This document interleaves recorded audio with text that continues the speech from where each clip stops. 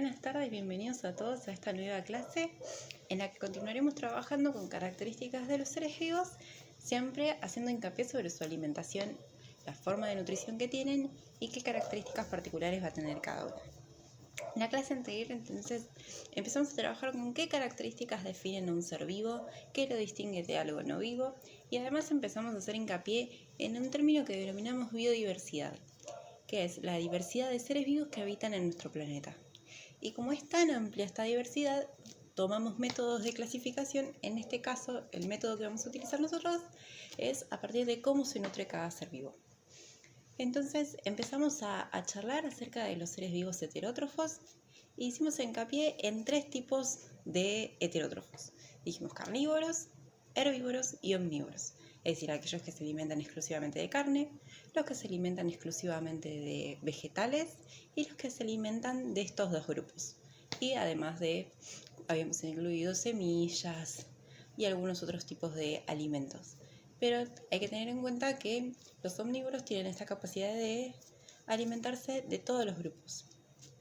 Y con esto habíamos empezado a indagar en los distintos tipos de dentición y eso me daba la pauta de qué alimentación tiene ese animal. Entonces yo les había entregado distintas imágenes en las cuales ustedes tenían que determinar qué tipo de nutrición iba a tener ese ser vivo a partir de los distintos dientes que tenía. Recordemos que si sus dientes en totalidad son anchos, grandes y vamos a ver una mandíbula con poca apertura, eso quiere decir que es un herbívoro. En cambio, si es un carnívoro, tiene que tener dientes más puntiagudos, más filosos y una boca con mayor capacidad de apertura, es decir, abrirse mucho más grande. En cambio, los omnívoros van a tener estos 2 tipos de dientes. Van a tener los dientes filosos y dientes cuadrados. Como es en el caso del humano, que tenemos dientes filosos y puntiagudos en la parte de adelante, y en la parte trasera tenemos estos dientes cuadrados que denominamos muelas. Bueno, pero en esto tenemos que ver que hay, además de estos 3 grupos de heterótrofos que vimos, hay otros grupos, que vamos a ver a continuación.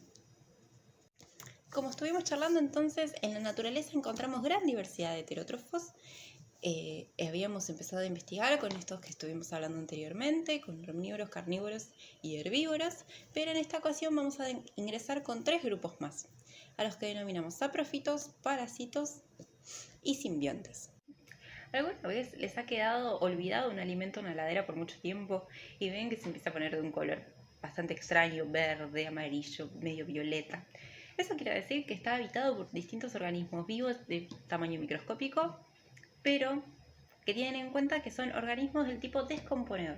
Es decir, que estos organismos se alimentan de la materia en descomposición y de ahí aprovechan esos nutrientes. Entonces, los descomponedores, o también denominados saprófitos, son seres vivos que aprovechan los alimentos en descomposición para absorber sus nutrientes. Esto también lo podemos observar, por ejemplo, en el espacio abierto, donde vemos los árboles que están cubiertos por hongos, o algún animal fallecido, que los alimentos que ese animal despide de su organismo son aprovechados, por ejemplo, por hongos y distintos organismos del tipo saprófito. Bueno, otro grupo de seres vivos heterótrofos que generalmente encontramos en toda la naturaleza, tanto en animales como en plantas, son los parásitos. ¿Qué característica tienen los parásitos? Que para nutrirse aprovechan las formas de nutrición de otros organismos vivos, su metabolismo y sus funciones. Es decir, que aprovechan los distintos procesos para alimentarse. Pero lo que tiene de particular es que además ejercen un daño sobre el organismo. Por ejemplo, en el cuerpo humano, un parásito muy habitual que suele haber es la Taenia saginata.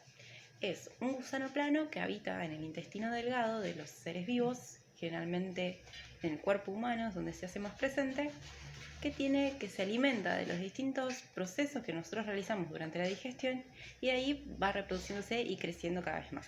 Llega a tener aproximadamente 12 metros de longitud, es decir, que puede llegar a recubrir todo el intestino delgado humano y habitando todo ese espacio. Generalmente la conocemos con el nombre de lombriz solitaria. Entonces, esto quiere decir que los parásitos son capaces de habitar en cualquier organismo, pero como veníamos nombrando, ejercen un daño sobre el organismo. Esto sabemos que este parásito entra al organismo humano primero como una manera microscópica, ya que ingresa al cuerpo a través de, por ejemplo, la carne mal cocida. Al alimentarnos de carne que no ha sido cocida del todo, Lo que tiene es que este parásito sobrevive a esas temperaturas, entonces cuando nosotros ingerimos esa carne, el parásito se queda ahí alojado y comienza a crecer a partir de los nutrientes que nosotros generamos en nuestro organismo. Otros parásitos que también habitan en el cuerpo humano son bacterias, que sabemos que estos son seres vivos microscópicos, es decir, de un tamaño que no se puede ver a simple vista. Tenemos que tener en cuenta que los parásitos de tipo de gusanos planos o de bacterias ingresan al organismo de la misma manera, con la mala cocción de las carnes o con considerar que nos alimentamos de alimentos crudos, por ejemplo las verduras, pero que no han sido correctamente lavadas. Entonces, aquí es un punto súper importante a la hora de cocinar, tener en cuenta de lavar las verduras siempre con una gotita de lavandina y además no combinar o no cortar con los mismos elementos carne cruda con los vegetales, ya que esto corremos el riesgo de contraer algún parásito y así perjudicar nuestra salud. Entonces siempre las carnes bien cocidas y los vegetales lavados adecuadamente.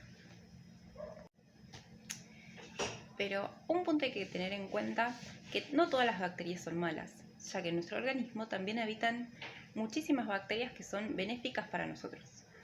Cuando un organismo vivo habita en otro organismo y este no le genera ningún daño, es más, los puede beneficiar, a este mecanismo lo denominamos simbiosis. Quiere decir que ambos organismos se benefician uno del otro.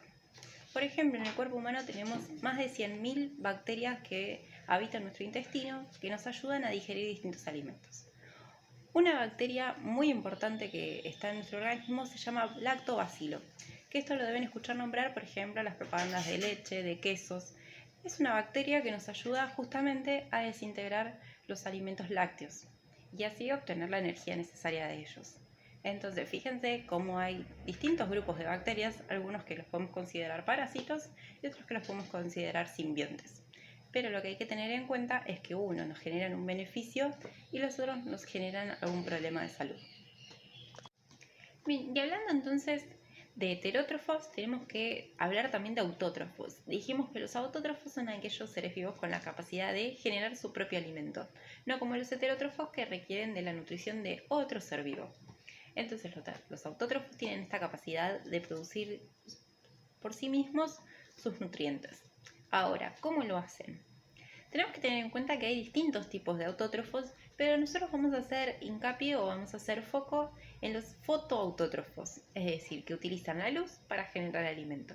Y el mayor representante de estos son las plantas. También acá hay que hacer un paréntesis, es que las plantas no son los únicos seres vivos que pueden realizar fotosíntesis. Hay muchísimos más. Siempre teniendo en cuenta que pueden ser microscópicos, que pueden ser bacterias y demás. Pero el mayor representante de este grupo de seres vivos son las plantas.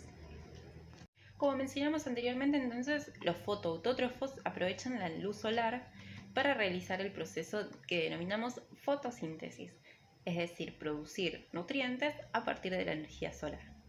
Pero ¿dónde se absorbe la energía solar? Recordemos que las plantas tienen estructuras denominadas hojas, que son las encargadas entonces de atrapar la energía solar. Una vez que atrapan la energía solar, esta energía se dirige a las células.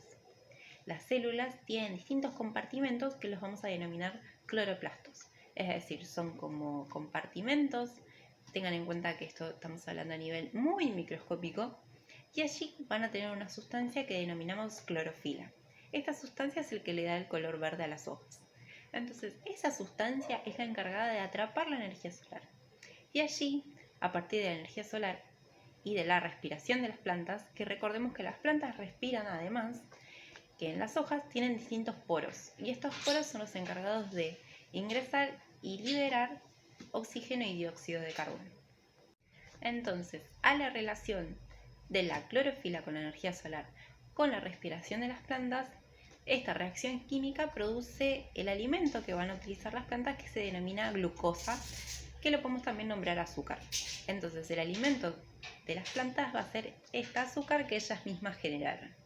Entonces con este proceso, que a partir de la energía solar atrapada por la clorofila, más los productos de la respiración, lo vamos a denominar fotosíntesis.